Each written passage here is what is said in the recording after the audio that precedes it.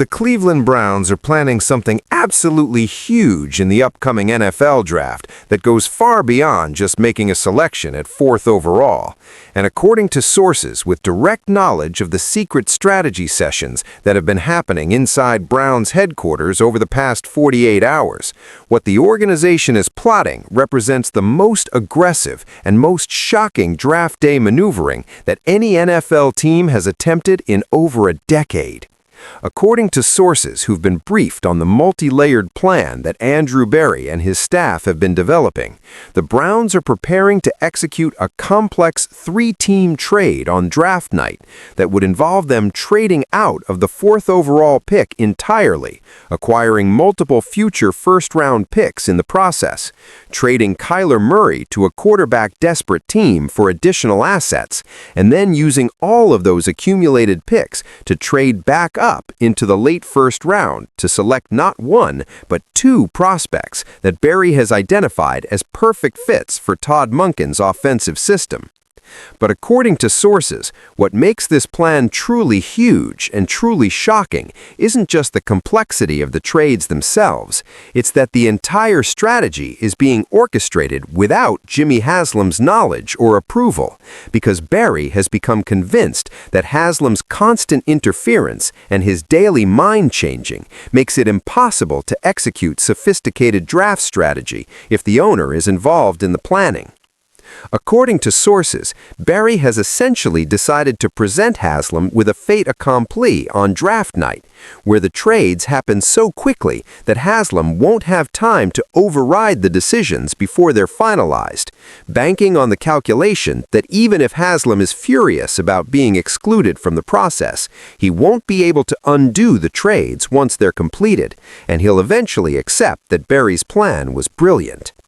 And according to sources who've been tracking the specific prospects that Berry is targeting with this huge draft plan, the 2 players he's identified as his ultimate targets are Penn State edge rusher Abdul Carter and Texas wide receiver Isaiah Bond, both of whom Berry believes will still be available in the 20 to 28 range, and both of whom would immediately upgrade Cleveland's roster while costing significantly less draft capital than using the 4th pick on a single player would.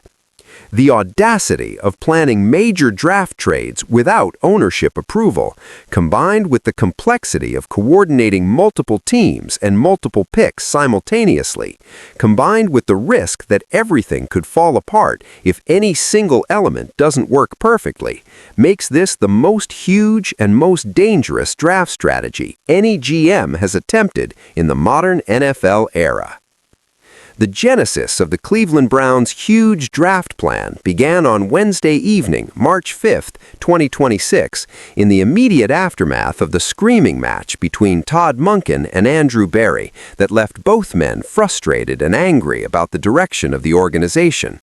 According to sources familiar with Berry's thinking during the hours after that confrontation, Berry went home that night and spent several hours alone analyzing the Browns' roster needs, their draft assets, their salary cap situation, and the political dynamics with Jimmy Haslam that were making his job nearly impossible.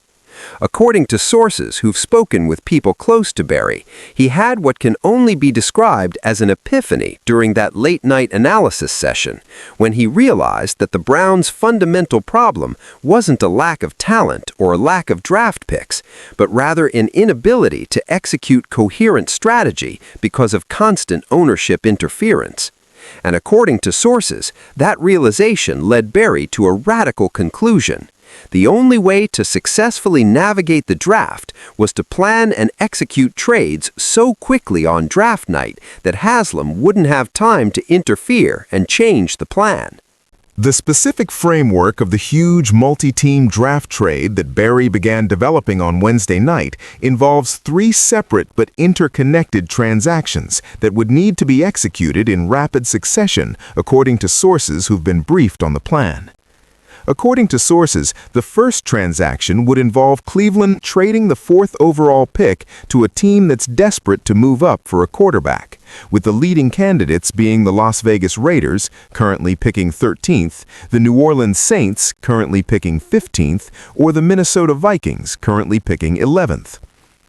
According to sources familiar with Barry's calculations, trading down from 4th to somewhere in the 11-15 range should yield Cleveland at minimum 2 future first-round picks plus additional mid-round picks in 2026, representing excellent value for dropping back just 7 to 9 spots in the draft. According to sources, Barry has been in preliminary discussions with all 3 of those teams about their interest level in trading up to 4th overall, and all 3 have expressed willingness to pay a premium if a quarterback they covet is available at 4. The second transaction in Barry's huge plan, according to sources, involves trading Kyler Murray to a team that needs a quarterback, but that isn't in position to draft one in the top 10. According to sources, the leading candidate for this trade is the Tennessee Titans, who are picking 7th overall, but who, according to sources, view the top quarterback prospects in this draft as overrated and would prefer to acquire Murray at a known quantity rather than gambling on a rookie. According to sources, Barry believes he can get Tennessee's 2026 second-round pick and their 2027 third-round pick in exchange for Murray, which would both clear Murray's contract off Cleveland's books, saving approximately $35 million in cap space, and would give the Browns additional draft ammunition to use in the third phase of the plan. The third and most complex transaction, according to sources, involves Cleveland using the massive haul of picks they've accumulated from trading down from 4th and from trading Murray to execute 2 separate trades that move them back up into the late first round. According to sources who've seen Barry's draft board and target list, Barry has identified that the 20 to 28 range of this draft is where he believes the best value exists, with multiple elite prospects likely to still be available in that range because they're not sexy name players, but are actually better football players than some of the prospects who will go in the top 15 based on hype and measurables. According to sources, Barry's specific targets in that 20 to 28 range are Abdul Carter, the Penn State edge rusher who most draft analysts have as a top 15 talent, but who Barry believes will fall because of concerns about his size and his scheme fit in certain defenses, and Isaiah Bond, the Texas wide receiver, who Barry views as the perfect complement to Cleveland's offense because of his ability to stretch the field vertically and to win contested catches. According to sources, Barry believes he can trade back up to approximately pick 22 and pick 26 using the assets he'll have accumulated from the earlier trades, allowing Cleveland to select both Carter and Bond in the first round, while still having additional future picks left over. The mathematical calculation of whether Barry's huge plan actually works from a draft value perspective is complex, but according to sources who've analyzed the numbers, it makes a lot of sense if you believe in Barry's evaluations of Carter and Bond. According to sources, using standard draft value charts, trading down from 4th to approximately 12th should yield value equivalent to approximately a late first-round pick plus a future first-round pick. Trading Murray for second and third round picks adds additional value. Then, using those accumulated picks to trade up twice within the first round would cost some of that value back, but still leave Cleveland with 2 first-round talents plus extra future assets, which is objectively better than using the 4th pick on a single player. But according to sources, the real genius of Barry's plan isn't just the value maximization, it's that it accomplishes multiple strategic objectives simultaneously. It gets Cleveland out of the quarterback decision paralysis by neither taking a QB at 4 nor completely punting on the position. It dumps Murray's contract and creates cap flexibility. It adds 2 immediate impact players who fill major roster needs. And it accumulates future first-round picks that give Cleveland ammunition for future trades or for drafting a quarterback in 2027 if they decide that's the right path. The decision to execute this huge plan without Jimmy Haslam's knowledge or approval is the most dangerous and most audacious element of Barry's strategy, according to sources who understand the risks involved. According to sources, Barry has concluded, based on the past month of constant interference and daily mind-changing, that Haslam cannot be trusted to stay out of the way during the draft, and that the only way to execute a sophisticated multi-team trade is to keep Haslam in the dark until it's too late for him to interfere. According to sources familiar with how Barry plans to manage this, the strategy involves Barry attending the draft with his full staff and with pre-negotiated trade frameworks already in place with the other teams involved. According to sources, when the Browns are on the clock at 4th overall, Barry will quickly execute the trade down and will immediately follow it with the Murray trade and the trades back up, all within the span of approximately 15 to 20 minutes. According to sources, by the time Jimmy Haslam realizes what's happening and tries to intervene, the trades will already be submitted to the league office and will be irreversible. The risk calculation that Barry has made in deciding to exclude Haslam from the planning involves weighing the certain dysfunction that comes from involving Haslam against the possible consequences of excluding him, according to sources familiar with Barry's thinking. According to sources, Barry has concluded that if he involves Haslam in planning this complex trade scenario, Haslam will either talk himself out of it, change his mind multiple times leading up to draft night, or override Barry's plan at the last minute based on whatever the most recent person he talked to told him to think. But according to sources, Barry has also calculated that even if Haslam is furious about being excluded, and even if there are short-term political consequences, Haslam ultimately cares most about the Browns being successful and about looking smart as an owner, and that if Barry's huge plan works and Cleveland ends up with 2 impact first-round players plus extra future assets, Haslam will eventually come around to viewing it as brilliant rather than as insubordination. The specific scouting evaluations that make Andrew Barry confident that Abdul Carter and Isaiah Bond are the right targets for this huge plan are extensive and detailed according to sources who've reviewed Barry's internal notes and reports. According to sources, Barry's evaluation of Abdul Carter emphasizes Carter's explosive first step off the line of scrimmage, his ability to bend around the edge and to dip under offensive tackle's punch, his relentless motor that never stops, and his versatility to rush from multiple alignments. According to sources, Barry has Carter graded as a top 12 talent in this draft, who should absolutely not be available at pick 22, but Barry's intelligence from other teams suggests that Carter will fall because of concerns about whether his pass rushing skills will translate to the NFL level, given that he dominated at Penn State partly because of talent advantages that he won't have as consistently in the pros. According to sources, Barry views those concerns as overblown and is creating an opportunity for Cleveland to get a steal.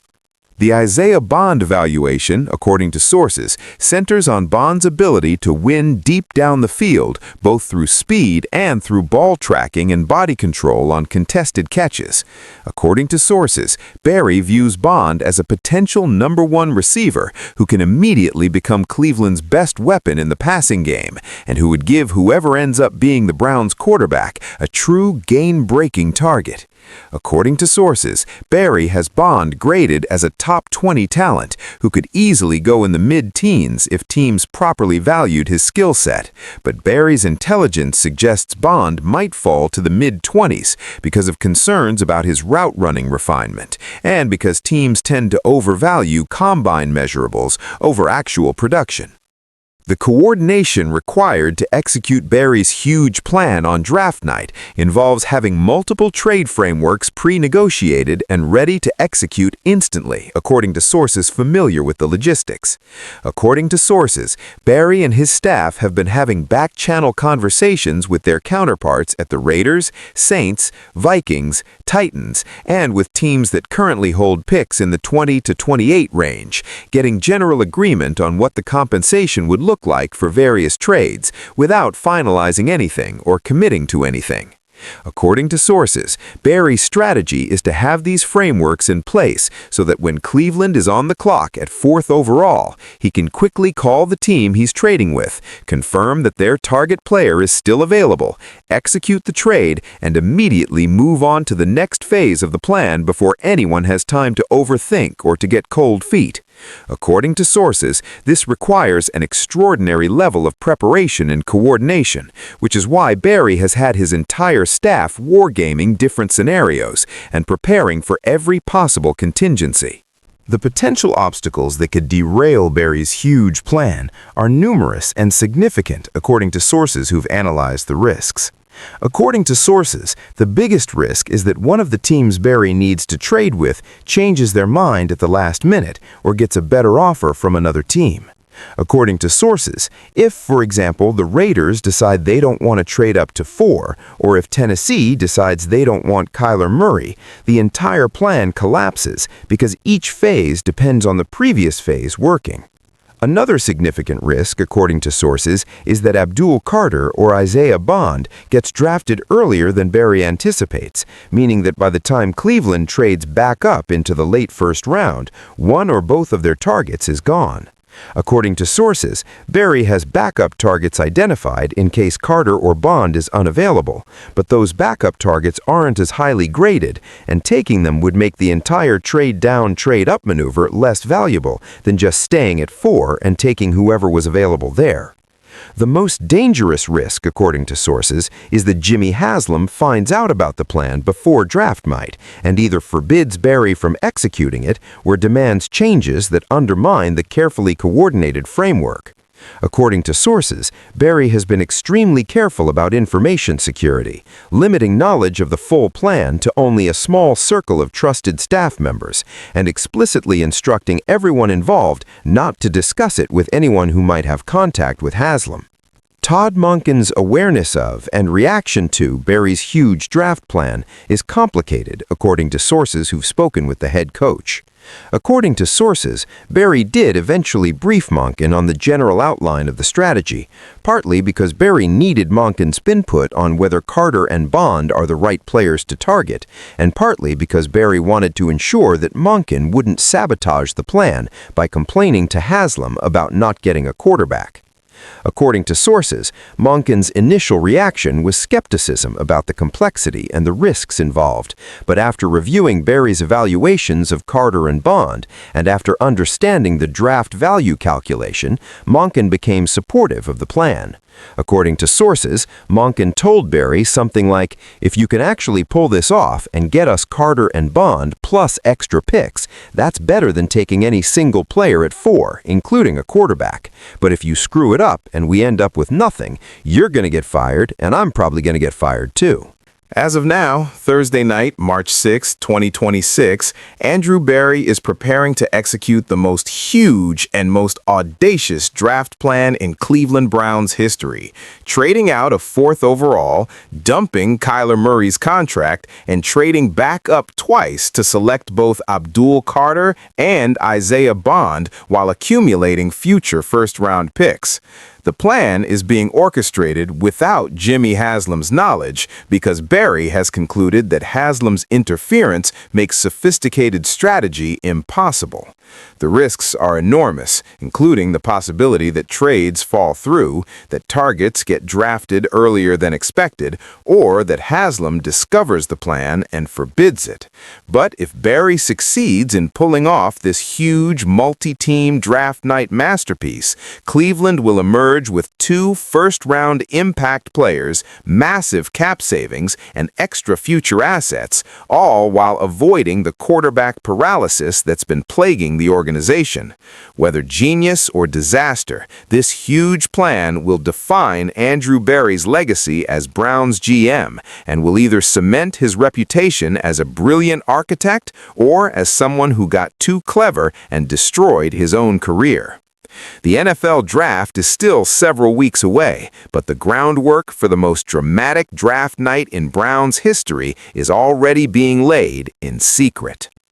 Cleveland planning huge draft strategy. Trade down from number 4 to the Raiders, Saints, or Vikings, trade Kyler Murray to the Titans, trade back up twice to select Abdul Carter, Penn State edge, and Isaiah Bond, Texas wide receiver, at picks 22 and 26. Plan executed without Haslam's knowledge because Berry concluded owner interference makes sophisticated strategy impossible. Berry will execute all trades in 15 to 20 minutes on draft night before Haslam can intervene. Risks, teams backing out, targets drafted earlier than expected, or that Haslam discovers the plan and forbids it. But if Berry succeeds in pulling off this huge multi-team draft night masterpiece, Cleveland will emerge with 2 first-round impact players, massive cap savings, and extra future assets, all while avoiding the quarterback paralysis that's been plaguing the organization. Whether genius or disaster, this huge plan will define Andrew Berry's legacy as Browns GM and will either cement his reputation as a brilliant architect or as someone who got too clever and destroyed his own career. The NFL draft is still several weeks away, but the groundwork for the most dramatic draft night in Browns history is already being laid in secret.